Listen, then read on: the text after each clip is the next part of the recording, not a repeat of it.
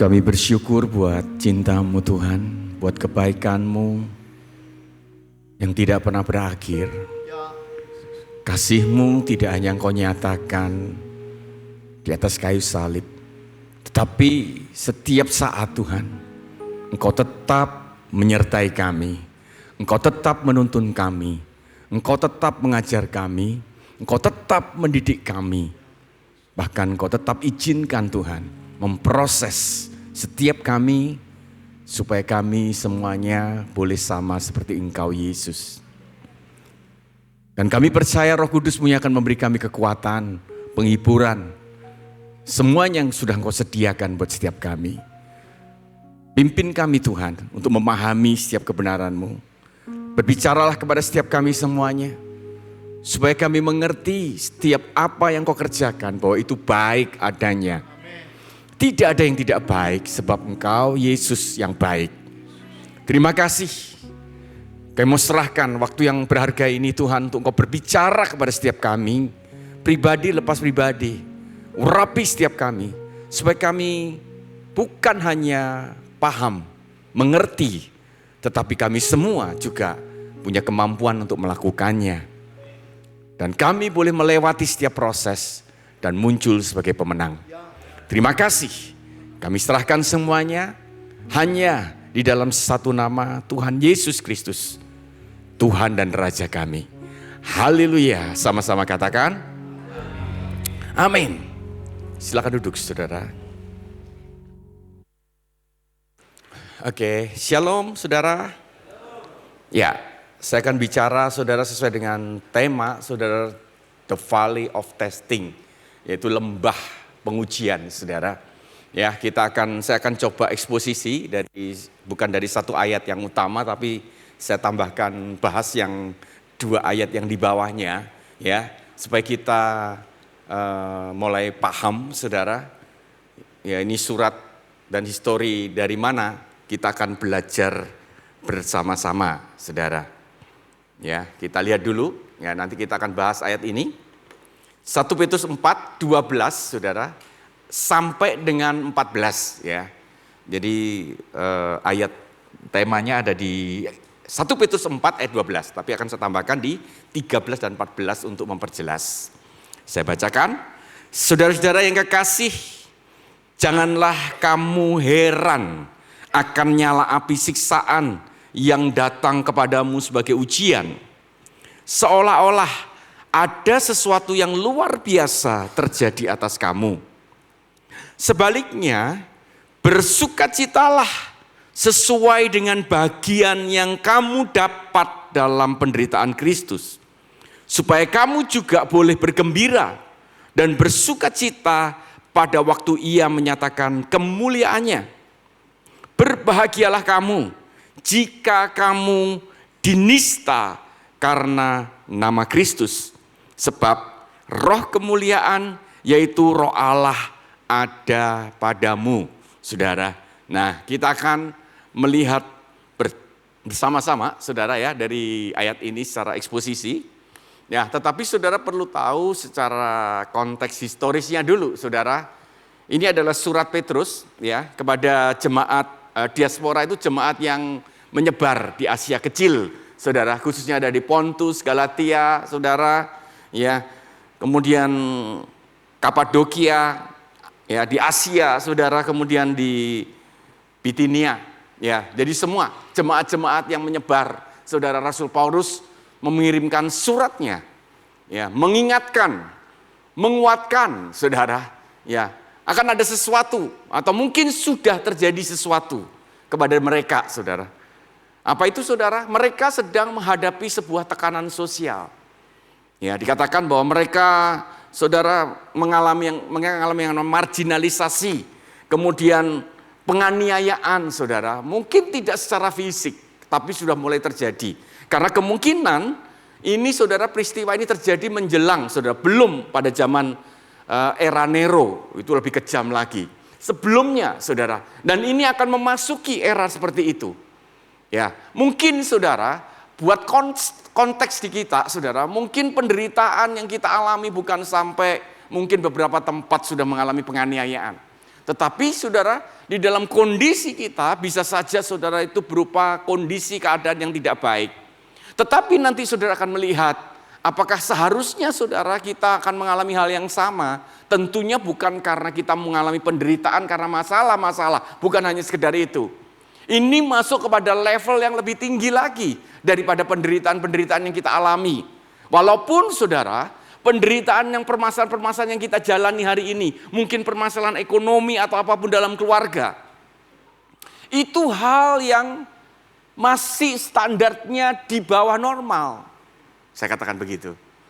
Tapi yang nanti ditunjukkan saudara bahwa level yang lebih di atasnya lagi, ya ini yang sedang dibicarakan saudara. Penderitaan karena penganiayaan nama Kristus. Tetapi saudara, di dalam kehidupan kita harusnya kita tahu bahwa kita harusnya sudah lebih daripada pemenang. Kalau kita hanya berbicara penderitaan masalah-masalah kehidupan, amin. Kita harus menang dulu di sini. Kalau ini aja nggak menang, saudara, bagaimana kita bisa menang lagi nanti satu hari? Atau bahkan mungkin kita akan rela meninggalkan Yesus demi sebuah kenyamanan. Ya, sudah terbukti, saudara, ada begitu banyak orang meninggalkan Yesus karena apa? Kenyamanan. Tapi orang-orang yang lain yang datang kepada Yesus, mereka rela, saudara, kehilangan segala-galanya. Satu kontradiksi yang terjadi. Ya, jadi saudara, bahaya sekali, saudara, kalau kita sebagai anak-anak Tuhan tidak memahami secara utuh sebuah kebenaran ini. Ya, kekristenan, saudara, dianggap karena kenapa saudara ini terjadi penganiayaan? Karena kekristenan itu dianggap ancaman, saudara, terhadap stabilitas dan kultus kaisar. Karena mereka, saudara, yang percaya Yesus, mereka tidak mau menyembah kaisar. Dan ini yang selalu, saudara, muncul ketakutan-ketakutan yang terjadi. Para kaisar itu, saudara. Jadi dimulai terjadi yang namanya penganiayaan. Ya, mulai terjadi di tiap-tiap kota. Lalu Petrus mengirim surat ini. Nah, lalu saudara kita akan lihat bersama-sama sekarang. Mulai dari ayat yang ke-12. Dulu kita coba bedah. Kita akan lihat bersama-sama. Ya, 1 Petrus 4 ayat yang ke-12 kita bedah satu. Saudara-saudara yang kekasih, perhatikan saudara. Janganlah kamu heran akan nyala api siksaan yang datang kepadamu sebagai ujian. Seolah-olah ada sesuatu yang luar biasa terjadi atas kamu. Nah, ini saudara peringatan yang pertama. Ini bicara tentang apa saudara? Kita akan lihat bersama. Yang pertama kata-kata jangan heran, saudara. Ya, ini dilepaskan, saudara. Kenapa jangan heran, saudara? Artinya, saudara, jangan menurut bahasa aslinya di sini dari bahasa Yunani yang artinya adalah seniso, yang artinya gini, saudara. Jangan menganggapnya asing atau tidak normal. Ya, dia menjelaskan, mungkin beberapa mereka, saudara, kaget apa yang sedang terjadi. Kenapa ini terjadi pada kami? Mungkin ini seringkali pertanyaan yang muncul dalam kehidupan kita. Kenapa itu harus terjadi pada kami? Harusnya tidak seperti ini. Nah, saudara kata seharusnya. Nah, di sini kata-kata janganlah heran itu menunjukkan saudara jangan menganggap itu asing. Bahwa penganiayaan, penderitaan itu adalah hal normal. Itu penting. Saudara, dia ingin tunjukkan kalau kamu mengalami seperti itu normal, bukan abnormal, saudara. Ya, kalau kita mengalami sebuah permasalahan seperti itu, jangan, karena mungkin, saudara, sebelumnya belum pernah terjadi. Dan kali ini begitu terjadi, diingatkan, ini hal yang normal. Ya, nah, saudara perhatikan, berbicara tentang penderitaan itu menjadi konsep poin pemahaman yang penting buat kita. Bagaimana kita bisa menang dari semuanya itu? Kita harus punya pemahaman yang benar. Bahwa penderitaan itu bukan anomali iman. Apa itu anomali iman? Saya akan jelaskan nanti. Tetapi bagian dari sebuah perjalanan. Saudara, teologi kemakmuran sudah menghilangkan kata penderitaan. Sehingga ada begitu banyak gereja mulai meninggalkan kata salib. Begitu mereka meninggalkan kata salib, saudara, mereka mulai berfokus kepada dirinya, tidak lagi bisa berfokus pada Kristus. Itu sudah menjadi kecelakaan besar dalam sejarah kekristenan. Orang udah gak mau menderita lagi, gak mau berkorban. Dia katakan bahwa Yesus sudah berkorban untuk kita semuanya. Yes. Tetapi bukan berarti kita nggak boleh mengalami apapun. Pokoknya kalau menderita itu berarti mereka melakukan kesalahan. Mereka menghindari. Bahkan beberapa orang yang menderita, mereka lebih menyalahkan Tuhan. Karena Tuhan sudah nggak sayang lagi. Padahal kenyataan dalam setiap kebenaran tidak seperti itu, saudara. Nah, yang kedua, saudara, dikatakan nyala api siksaan, saudara. Kalau kita melihat sepintas dari bahasa yang Indonesia ini, seakan-akan saudara Tuhan itu menghukum kita. Betul ya? Api siksaan. Padahal dalam bahasa aslinya, saudara, purosis, itu artinya ini, saudara. Secara literal, itu proses pembakaran logam, itu pemurnian, bukan saudara penghukuman. Ya. Jadi sebetulnya Tuhan izinkan bahkan penganiayaan. Itu adalah pemurnian. Tuhan izinkan penganiayaan itu mengizinkan sebuah proses pembentukan dalam kehidupan kita. Nah kalau kita nggak ngerti, saudara, kita berpikir, oh Tuhan itu begitu jahat, menyiksa, mengizinkan siksaan. Nah saudara, pasti beberapa orang yang gagal paham tentang kebenaran ini, dia akan marah-marah, mungkin dia akan menggerutu, mengeluh, bahkan mungkin yang ekstrim dia akan meninggalkan Tuhan. Testing atau ujian bukan untuk menghancurkan, tetapi memurnikan kualitas iman kita. Saudara, iman itu bertumbuh, saudara. Saudara, iman itu timbul dari mana, saudara? Pendengaran firman Tuhan. Timbul saja. Oke? Jadi saudara jangan salah, kalau kita mendengar firman, lalu timbul, saudara, lalu kita berpikir bahwa itu sudah akhir dari semuanya. Enggak, saudara. Makanya enggak heran kalau orang hanya mendengar itu timbul imannya, iya. Tapi begitu dia pulang, kenapa iman itu hilang? Karena dia berhenti pada mendengar. Ya.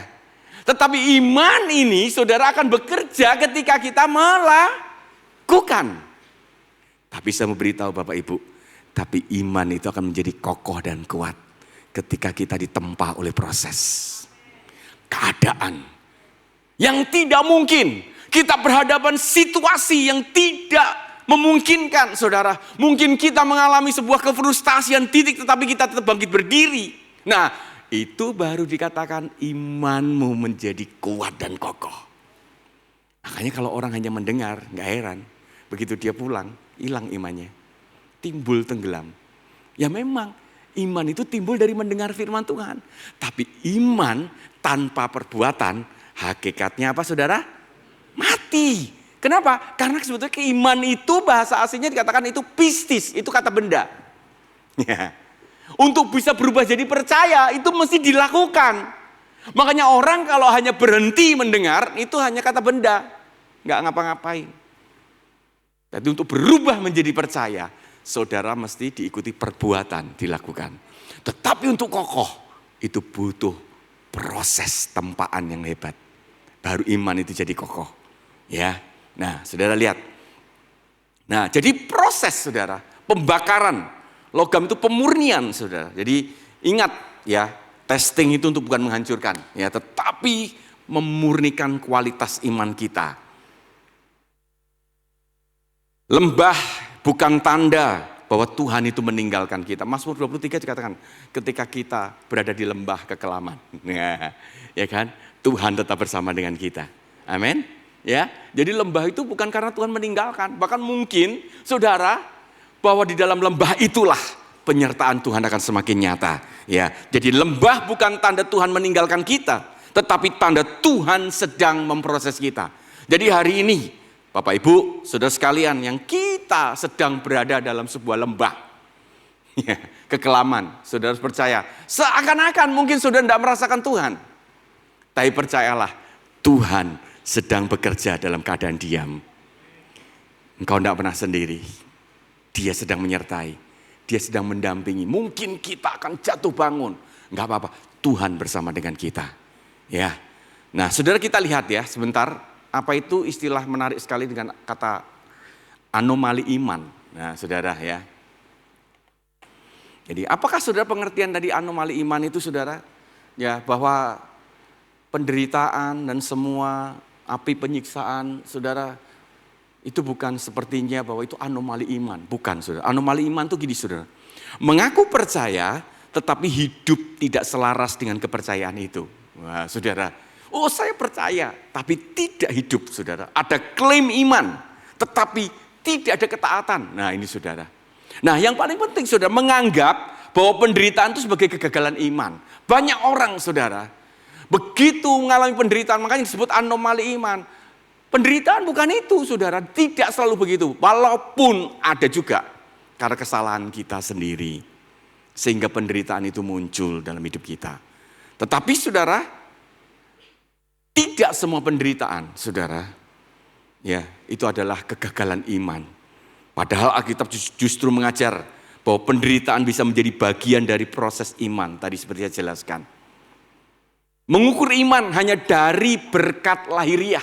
Saudara, kita ketika sukses berarti iman dianggap kuat. Ya, ketika diuji iman dianggap gagal. Wah, ini distorsi, ini bukan pola Alkitab. Jadi selalu menganggap, saudara, kalau kita dalam keadaan baik, oh itu dalam keadaan kita cinta Tuhan. Oh, kalau keadaan kita tidak baik, berarti kita ditinggalkan Tuhan. Atau mungkin kita hakimi, dia pasti melakukan dosa. Belum tentu, Bapak Ibu. Ya, kita sudah melihat, saudara, banyak kesaksian bahwa di saat kondisi keadaan yang tidak memungkinkan, disitulah orang-orang melihat Tuhan. Disitulah Yesus hadir dalam kehidupan mereka. Yesus semakin nyata, saudara. Bahkan kita juga melihat sebuah kesaksian. Di tengah kondisi kelimpahan yang baik, ada begitu banyak orang meninggalkan Tuhan. Jadi sekarang coba secara mindset ya, kita robah dulu semuanya. Amin. Ya, kita rombak ya. Permasalahannya bukan kalau keadaan kita baik baru kita dikasih Tuhan. Oh, kalau tidak baik ditinggalkan Tuhan. Oh, kalau baik iman kita lagi bagus. Kalau tidak baik, oh kita berarti iman kita jelek. Oh, kalau baik berarti kita hidup kudus. Kalau tidak baik, oh hidup kita dalam dosa. No, kita tidak pernah tahu Tuhan sedang memproses apa dalam kehidupan kita. Ya, buang semuanya. Jadi ini menjadi poin yang penting. Nah, makanya saudara, kita lihat dulu saudara di Alkitab. Saya akan lompat keluar dulu dari ayat ini ya ke Roma. Kita lihat berbicara penderitaan. Ternyata Alkitab ngomong penderitaan bukan hanya 1-2 ayat. Banyak banget saudara. Tapi saya akan tunjukkan ini Rasul Paulus sekarang yang ngomong. Roma 5. Nah, saudara. Ayat 3 sampai dengan 4. Nah, perhatikan ini. Dan bukan hanya itu saja. Kita malah bermegah juga dalam apa saudara? Wow, kesengsaraan. Kita banyak orang bermegah dalam kenikmatan. Ya, tapi ini Rasul Paulus ngomong, kita bermegah dalam kesengsaraan, dalam penderitaan. Ya, kenapa saudara? Karena kita tahu bahwa kesengsaraan itu menimbulkan apa? Ketekunan. Dan ketekunan menimbulkan apa? Tahan uji. Dan tahan uji menimbulkan pengharapan. Wow, ternyata pengharapan itu munculnya tidak sesimpel itu. Banyak orang tiba-tiba muncul dengan gampang pengharapan. Lalu dengan cepat hilang. Karena pengharapan yang muncul tidak melalui proses yang ini, saudara. Ya, tidak melalui proses penderitaan, kesengsaraan. Nah, saya akan coba saudara terangkan saudara dengan sebuah diagram ya. Semoga saudara lebih jelas ini saudara. Nah saudara, ini ya diagram berawal dari sebuah penderitaan sampai akhirnya saudara muncul pengharapan itu seperti apa saudara. Nah saudara, musuh terbesar kita itu adalah kedagingan kita. Amin. Pertempuran terbesar kita adalah dengan diri kita sebetulnya. Saudara jangan berkata bahwa oh musuh kita yang sebetulnya adalah iblis. No. Iblis sudah dikalahkan lebih dari 2000 tahun yang lalu. Waktu Yesus mati di atas kayu salib, iblis sudah kalah. Kalah telak, saudara. Alkitab berkata bahwa dia ditelanjangi. Ya, dia dilucuti. Kalah telak. Jadi sebetulnya dia hanya menunggangi aja, saudara. Semua hal-hal kedagingan kita, tentang diri kita. Permasalahan terbesar, saudara, kehidupan manusia hari ini, khususnya mereka yang sudah percaya Yesus, adalah dengan diri mereka sendiri. Daging. keinginan daging, saudara, yang kita tidak bisa mengontrol. Kita ikuti, tersinggung, marah, saudara. Ya, keinginan-keinginan untuk kenikmatan, semuanya itu, saudara. Nah ini, saudara, makanya Tuhan izinkan penderitaan. Saudara, penderitaan ini, daging ini akan memberontak dengan yang namanya penderitaan. Tapi seringkali, saudara, penderitaan itulah yang membuat menekan kedagingan kita, saudara. Ya termasuk orang olahraga itu menekan kedagingan loh, saudara. Yang nggak suka olahraga, ya kan? Kan sakit semua kalau olahraga. Kan lebih enak istirahat. Ya kan, enak santai di rumah. Ya, makan sehat, itu menekan kedagingan. Makan enak, ya, memberi makan kedagingan kita. Ya, bukan berarti tidak boleh, saudara. Tetapi ingat, saudara, semakin daging itu diberi makan, semakin dia akan menguasai kita. Dan penderitaan itu berawal, saudara, daging itu dikalahkan. Saudara, penderitaan banyak orang yang sombong, saudara, hancur. Keinginannya dia, saudara, kedagingannya dia hancur. Nah ketika, saudara, dia mulai merasa banyak hal, kegagalan, penderitaan-penderitaan muncul dalam hidupnya, maka mulai sadar akan kelemahan. Oh ternyata selama ini saya berhasil loh semuanya. Baru kali ini saya nggak berhasil. Nggak berhasilnya setelah itu bertubi-tubi tidak berhasil terus. Sering gagalnya daripada berhasil. Padahal dulu tidak pernah gagal. Nah, apa yang dihancurkan, saudara? Ego kita, kesombongan kita, daging kita dihancurkan. Mulai begitu sadar akan kelemahan, orang mulai merasa butuh Tuhan. Mulai cari Tuhan, betul nggak? Sudah pernah ketemu orang seperti itu? Kalau hidupnya enak, ngilang, saudara. Ya kan? Tiba-tiba kalau muncul dalam gereja, orang sudah bisa menduga, pasti banyak masalah itu. Nah itu mungkin tidak di gereja ini di gereja kami, saudara. Ya, satu kali, saudara, teman-teman tuh selalu begitu, saudara. Begitu ada satu orang ini, ya, saudara, begitu hidupnya diberkati, saudara, ngilang dia, saudara. Lalu tiba-tiba satu kali muncul, mereka mau ngomong gini sama saya. Lihat tuh, pasti banyak masalah. Nah, saudara, dan benar, saudara, tidak lama kemudian orang-orang cerita, lagi banyak masalah, saudara, bisnisnya kolaps, bangkrut, saudara. Lalu mulai cari Tuhan. Wah, saudara, mulai kerasa dia, aku butuh Tuhan. Tapi saudara begitu diberkati, ngilang lagi, saudara. Ngilang lagi. Terus begitu ngilang dia ngomong, ya ini sudah mulai diberkati dia ini. Kita tunggu supaya dia datang lagi. Artinya apa, saudara? Doakan supaya dia bangkrut lagi, kira-kira gitu, saudara. Supaya datang ke Tuhan. Ya, saudara harusnya kan tidak begitu. Saudara dalam keadaan apapun, kelimpahan, kesusahan apapun, kita tetap mencintai Tuhan harusnya, amin. Ya kita butuh Tuhan. Tapi seringkali ini Tuhan buat, saudara, penderitaan itu dibuat. Kalau orang butuh Tuhan, nah ini, saudara, menarik. Ketika dia butuh Tuhan, maka, saudara, orang ini berbeda loh, saudara, ketika dia butuh sama Tuhan sama tidak butuh sama Tuhan. Kalau orang butuh sama Tuhan, dia belajar ketetapan. Dia belajar sungguh-sungguh. Saudara, papa saya sudah dipanggil Tuhan, tapi papa saya sempat menderita kanker pita suara 7 tahun, saudara. Karena saya ingin tahu, saudara, saya pelajari, saya beli buku banyak, saudara, tentang kesehatan. Karena saya rindu, ya, saya butuh, ingin, saudara, bagaimana caranya. Karena kami bawa ke dokter, kami nggak ada duit. Saudara yang bisa kerjakan apa? Dengan gaya hidup sehat bagaimana cara? Saya beli buku, saudara, saya kumpulkan, saya belajar, saudara. Lebih daripada sebelumnya, padahal sebelumnya saya gak tertarik itu. Karena saya merasa butuh. Ketika kita butuh Tuhan, saudara baca Alkitab berbeda dengan orang yang gak butuh Tuhan. Ketika engkau rindu mengenal Tuhan lebih dengan orang yang biasa-biasa. Beda, Bapak Ibu. Begitu dia butuh Tuhan, maka dia belajar ketetapannya dengan sungguh-sungguh. Dan saudara tahu apa yang terjadi? Begitu dia belajar ketetapannya, dia mulai mengerti kebenaran. Dan begitu dia mengerti kebenaran, mulai melihat kebaikan Tuhan. Dia mulai belajar melihat bagaimana Tuhan melakukan sesuatu kepada Ayub. Dia tahu seperti itu, saudara, terhadap Yunus. Waduh, dia ngerti, Tuhan itu baik ya, Tuhan mengampuni. Mulai melihat kebaikan Tuhan. Dan mulai mencintai apa, saudara? Proses. Karena dia percaya bahwa proses ini dia tidak sendirian. Bahwa proses ini akan berakhir dengan kebaikan. Bagaimana orang bisa tahu? Karena dia tahu firman yang ngomong seperti itu. Oke, begitu dia mengerti proses, dia mudah saudara memahami kata disiplin. Karena lawan disiplin itu adalah kedagingan. Saudara, orang tuh disiplin itu kalau suka nggak perlu disiplin. Kalau nggak suka baru disiplin bergerak.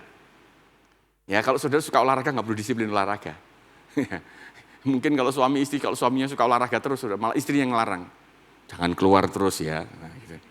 Ya, tapi kalau nggak suka olahraga, saudara, ayo olahraga, nggak pernah mau olahraga. Ayo disiplin bangun pagi olahraga. Nah, butuh disiplin. Tapi karena dia tahu proses, dia mudah disiplin. Nah, saudara tahukah kenapa disiplin muncul karakter? Karena karakter itu adalah kebiasaan yang dikerjakan terus-menerus berulang kali. Secara disiplin mengerjakan terus-menerus. Terbentuklah sebuah karakter. Ya, dan karakter saudara setelah terbentuk. Nah, ini baru muncul saudara. Namanya tadi, ini mulai ketekunan tadi saudara. Mulai mengerti proses, mulai dia tekun. Bisa disiplin itu ketekunan. Nah, karena tekun, maka Alkitab berkata apa? Muncul tahan uji. Kenapa? Karena karakternya terbentuk Bapak Ibu. Maka dia tahan uji. Jadi bukan tiba-tiba muncul tidak tergoyahkan, bukan begitu.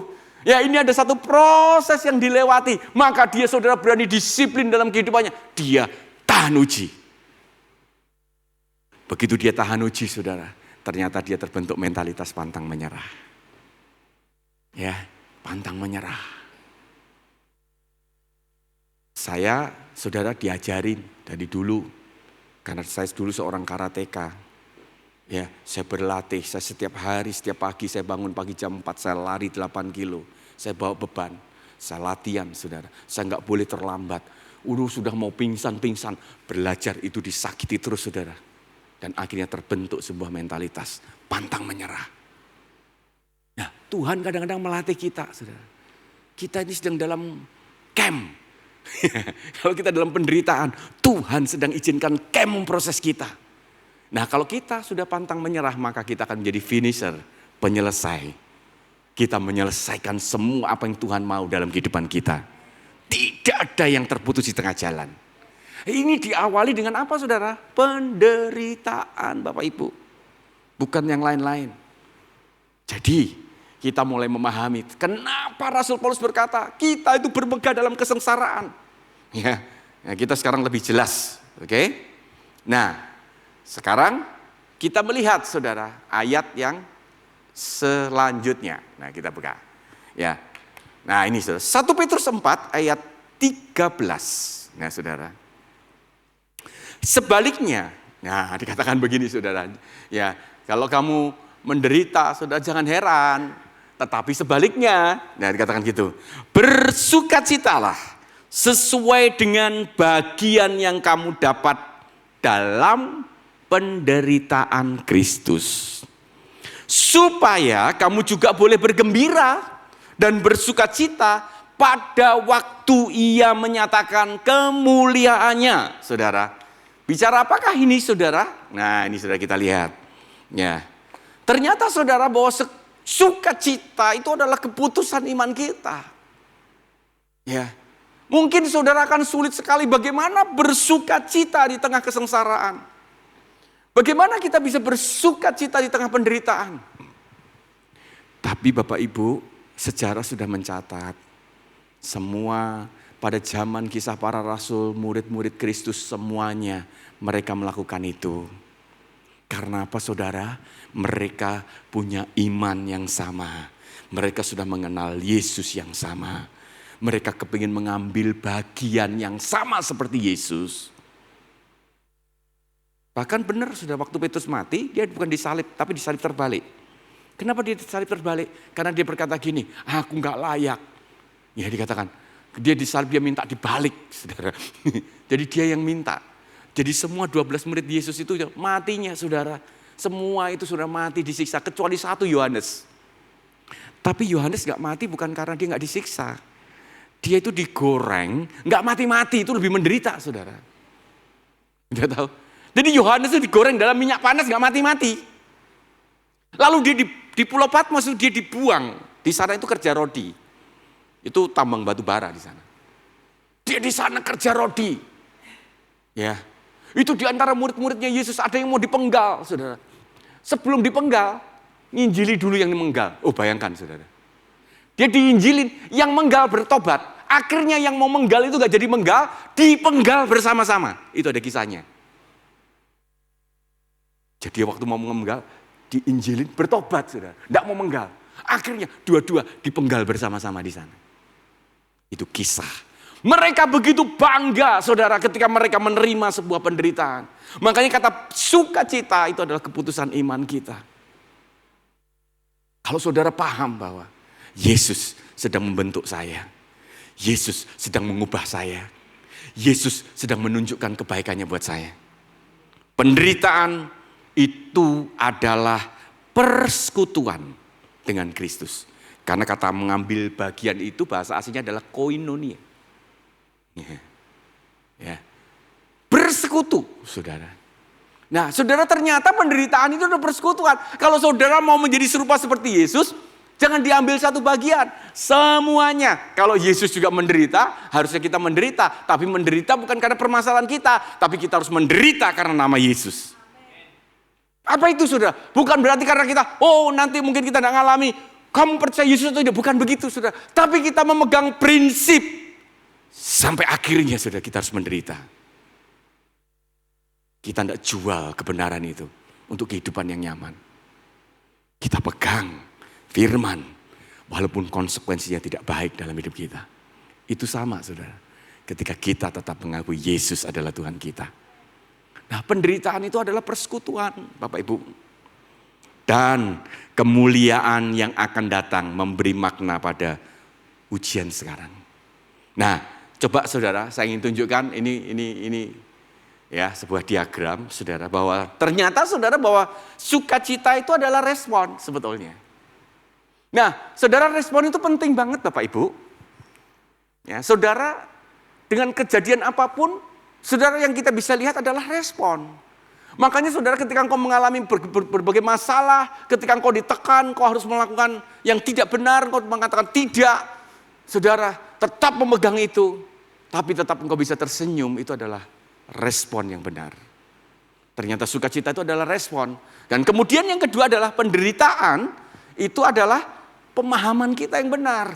Makanya kita jangan berpikir bahwa penderitaan itu sebuah hukuman. Ya, penderitaan itu adalah iman yang gagal, bukan. Makanya untuk kita bisa sukacita, kita harus paham dengan benar. Dan kemudian kemuliaan itu adalah setelah proses kita lewati dengan benar. Ketika kita lewati semuanya.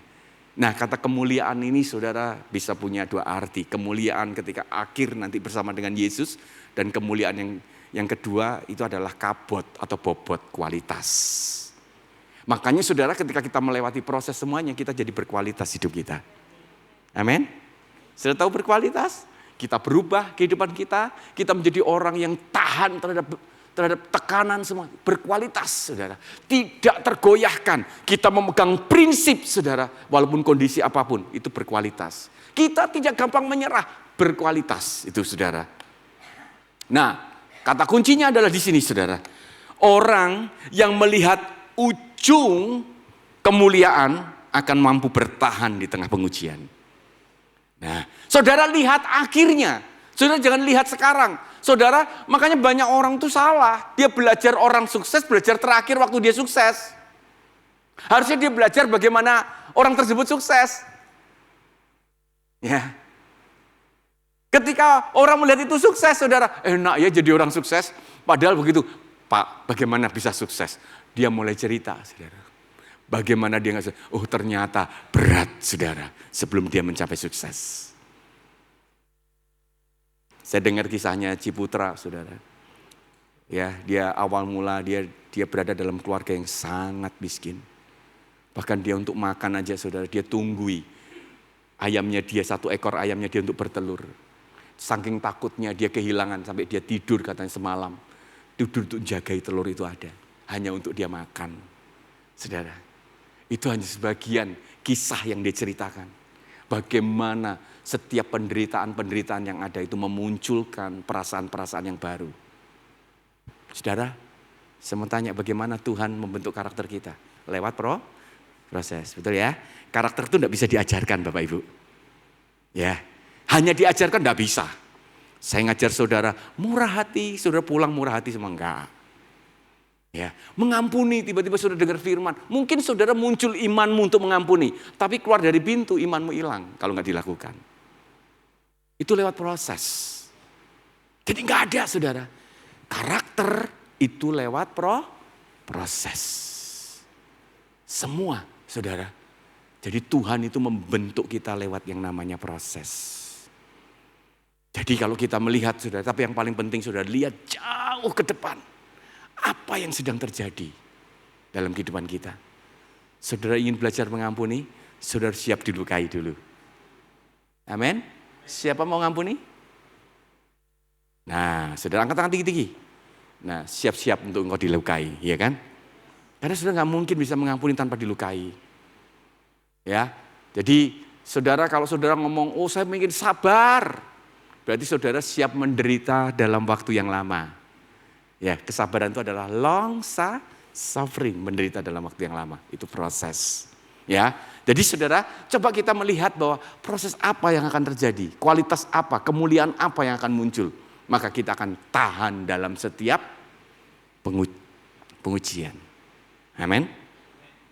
Nah, sekarang ayat yang terakhir kita lihat bersama-sama. 1 Petrus 4 ayat 14, saudara. Berbahagialah kamu. Nah, saudara, jika kamu apa saudara? Dinista karena nama Kristus. Sebab roh kemuliaan yaitu roh Allah ada padamu. Nah saudara, kata berbahagialah ini bahasa aslinya adalah makarios. Saudara, artinya apa saudara? Bukan hanya sekedar senang. Tetapi dinyatakan dalam posisi diperkenan oleh Allah. Kita berkenan kepada Allah.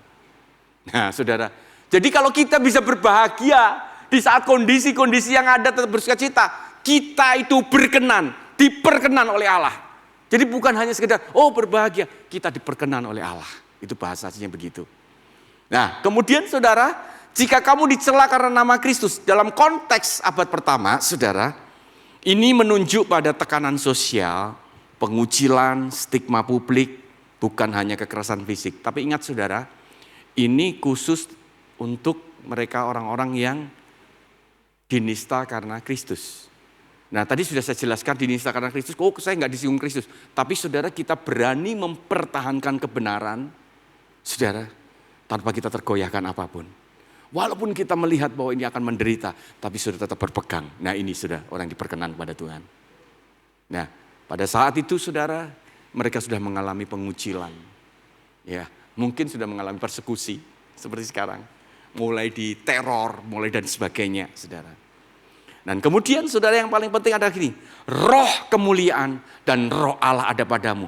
Saudara, jadi saudara begini, saudara, di tengah penghinaan manusia justru saudara, percaya, di tengah keadaan kita yang tidak baik kalau kita merespon dengan benar, itu justru hadirat roh Allah berdiam dengan intensitas khusus.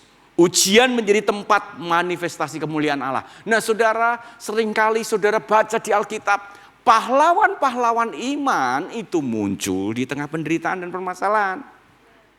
Betul? Nah coba lihat siapa sebutkan. Yusuf di tengah kelaparan. Musa di tengah perbudakan. Saudara, Gideon di tengah penjajahan. Saudara, ayo coba sebutkan siapa? Ya, Daud saudara di tengah bangsa Israel yang dicekam oleh bangsa Filistin. Semua pahlawan-pahlawan iman bangkit, saudara, di tengah kondisi yang ada. Artinya Tuhan menyatakan pribadinya secara intensitas yang tinggi ketika kita dalam kondisi seperti itu. Jadi percaya Bapak Ibu, kalau hari-hari ini kita mengalami sesuatu karena kebenaran yang kita pegang, percayalah, kau akan semakin melihat Tuhan semakin nyata dalam hidupmu. Amin. Ya. Makanya saudara, kata testing atau ujian itu mungkin ya paling gampang saudara kita lihat ketika kita sekolah. Bahwa testing itu bukan kejutan. Tapi itu jadi kejutan kalau kita nggak siap, betul? Ya, kalau orang itu lagi belajar sesuatu, saudara tiba-tiba ujian. Oh, itu kejutan kalau kita nggak siap. Kalau kita siap, nggak ada kejutan saudara. Makanya saudara, poin yang mau bersiap-siaplah hari ini. Siap sedialah. Kondisi apapun, saudara. Kalau kita sudah siap semuanya, tidak ada kekejutan dalam hidup kita. Ya, testing itu adalah persekutuan, menguji seberapa kita melekat kepada Dia, seberapa kita mengenal Dia, seberapa kita dekat sama Dia. Itu testing, saudara. Ya. Dan yang ketiga, saudara, bahwa testing adalah tanda berkat dan hadiratnya. Kita akan melihat seberapa kita semakin mendekat kepada Tuhan. Atau kita semakin menjauh dari Dia. Ya. Dan terakhir saudara adalah kesimpulan saudara. Lembah tidak dimaksudkan untuk menghancurkan iman. Tetapi untuk memurnikan, memperdalam, dan mempersiapkan kita bagi kemuliaannya saudara. Tuhan sedang mempersiapkan kita semua, percayalah. Ya, apapun kondisi keadaan, nggak perlu takut, Bapak Ibu. Ya, saya selalu menyampaikan kepada jemaat juga, saudara, nggak usah takut dengan kata antikris. Ya, mau nanti saudara dikatakan bahwa antikris ini akan datang, saudara akan dipotong kecil-kecil, saudara, dikasih garam, kasih jeruk nipis, saudara, ya kan? Nggak usah takut, ya. Penderitaan itu adalah bagian dari kita. Tuhan akan beri kita kekuatan. Amin. Dia akan menyertai kita. Nggak mungkin kita akan menyangkal Dia. Kalau kita percaya bahwa Yesus ada dalam hidup kita. Saya sangat mempercayai itu. Dan selalu saya katakan, saya tidak tertarik dengan kata, ayo kita ajarkan persiapan. Nggak usah. Cari Tuhan hari ini. Ketika semuanya tiba penderitaan itu, semua akan tetap berdiri tegak. Karena Yesus, karena Roh Kudus, Roh Allah, Roh kemuliaan, itu sudah ada dalam hidup kita. Amin. Mari kita berdoa.